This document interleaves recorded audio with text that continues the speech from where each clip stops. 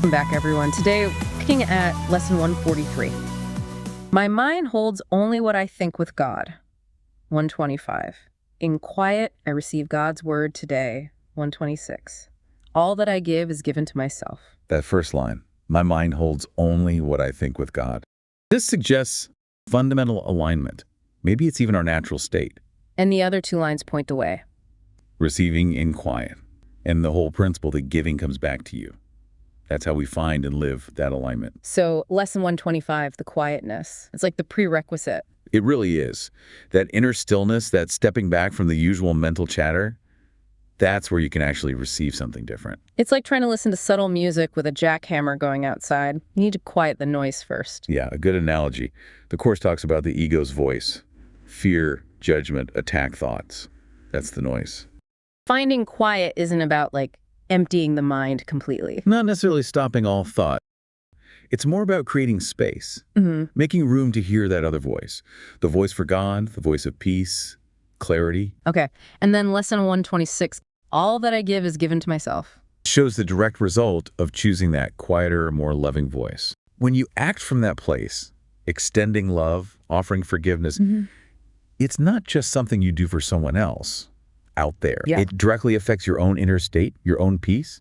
It reveals this deep underlying connection we all share. What you send out comes right back. It really reframes forgiveness then, doesn't it? Completely. It takes it away from being this, dutiful or maybe even begrudging act for someone else's benefit. And makes it about self-interest in the highest sense. It becomes an act of self-healing. Yeah. You know that saying, holding on to resentment is like drinking poison yourself and hoping the other person gets sick? Forgiveness in this light is the antidote, the one you take for you. That really lands. Okay, let's make this practical. Imagine you're arguing with someone, a friend maybe. Things are getting tense. That instinct kicks in, right? Defend yourself, prove you're right. Oh yeah, the ego flares up immediately. So how do these lessons help right there in that heated moment? Well, first, lesson 125, the pause. Just stop, breathe. Even for a second or two. Create a gap. Create that gap between the stimulus, what they said, and your reaction. In that tiny space, you have a choice. A choice to see the ego's reaction for what it is. Like, oh, there's that fear talk. Recognize it. Yeah. And then you can consciously choose a different response. Maybe one based on trying to understand or finding common ground, which connects to lesson 126. Because giving understanding means you receive peace. You're essentially giving peace to the situation, and therefore receiving it yourself. It shifts the whole dynamic inside you first, and often outside too. This isn't just for arguments. Think about simple kindness, helping someone, maybe a stranger, with no expectation of return. Okay. Lesson 126 tells us that act of giving, that generosity, it isn't you losing something. It actually enriches you. It brings this internal sense of connection, of well-being. Something the ego, which is always thinking about what's in it for me or I don't have enough, just can't grasp. So giving from that love-based place actually proves abundance to you. Yes. It demonstrates a trust that love isn't limited. And that reflects back as your own experience of fullness. It shifts your whole worldview. From scarcity to connection, shared good. Exactly. From separation to oneness, really. Yeah. Which brings up a deeper question. How are these thoughts with God actually different from our usual ego thoughts? What's the real distinction? Well, my sense is that ego thoughts feel contractive, based on judgment, fear, seeing differences, separation, whereas thoughts aligned with God or truth feel expansive, rooted in love, unity, acceptance. There's a peace to them, even if the situation is difficult. That's a great way to put it. Egoic thinking is always dividing, comparing, finding fault. It creates us and them. It fosters fear, lack, threat. Always scanning for problems. Right. But divine thought, or thinking with God, sees the unity underneath. It recognizes the value in everyone, everything. It comes from love, which is limitless, and it sees fear as an illusion. Each time you genuinely give, each time you truly forgive, you're dissolving those imaginary boundaries the ego sets up. You're remembering that larger self. You're reinforcing the truth that we're not just these isolated little units, we're interconnected. Okay, that makes sense. Now, we did get a couple of really thoughtful questions from listeners. Right. The first one is very relatable, I think. How can I apply these lessons when I'm facing a really difficult situation and it feels impossible to find inner quiet or forgive the person who has hurt me deeply? Yeah, that's real and completely understandable. When you're in intense pain or anger, the idea of just be quiet inside can feel almost insulting or just impossible. Right, like you don't understand how much this hurts. Exactly. But the practice here doesn't have to be some deep hour-long meditation. It can start much smaller. A conscious breath, a deliberate slowing down, even for 5 seconds, a moment where you just acknowledge the pains. Okay, this really hurts, without adding judgment on top of it. And then Maybe to gently, internally state the intention. I am willing to see this differently, or I want to find peace in this, even if you don't feel it yet.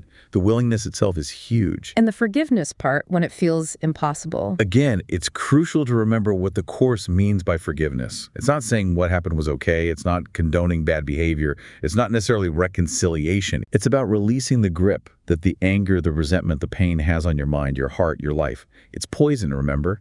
You're choosing to stop drinking it. Sometimes the first step isn't forgiving. It's just being willing to consider forgiving someday, to hold the possibility open. Even if the other person never changes, never apologizes, you reclaim your peace. Okay. Then the second question. If my mind holds only what I think with God, why do I experience so many negative thoughts? Ah, yes. The million-dollar question. The key is understanding that while our true nature, our core reality, is aligned with God, with love, we've learned to listen to another voice. The ego's voice. We've given it belief, given it power in our minds. So those negative thoughts, the fear, the judgment, they're like static obscuring the clear signal. It's habits of thought. Ingrained habits we've mistakenly identified with. Lesson 143 is the reminder. You don't have to identify with them. You have the power to choose which thoughts you align with, which ones you give reality to in your mind. So the experience of negative thoughts doesn't disprove the lesson. Not at all. It highlights the practice. Recognizing those ego thoughts for the illusions they are. There's that fear pattern again. And choosing to shift your focus back to love, back to peace, back to what's actually real. It really is like retraining the mind. Yeah. Patiently, persistently. Yes. Redirecting attention away from the ego stories of separation and fear and towards the underlying truth of connection and love. And doing that consistently, that's the transformation. That's the path. As you practice seeking the quiet, lesson 125, and choosing to give from love, lesson 126, that fundamental shift happens. Fear loses its grip. You start to experience the peace and unity that lesson 143 talks about more and more directly. Okay, so wrapping up the core ideas here. Lesson 143 is this powerful anchor.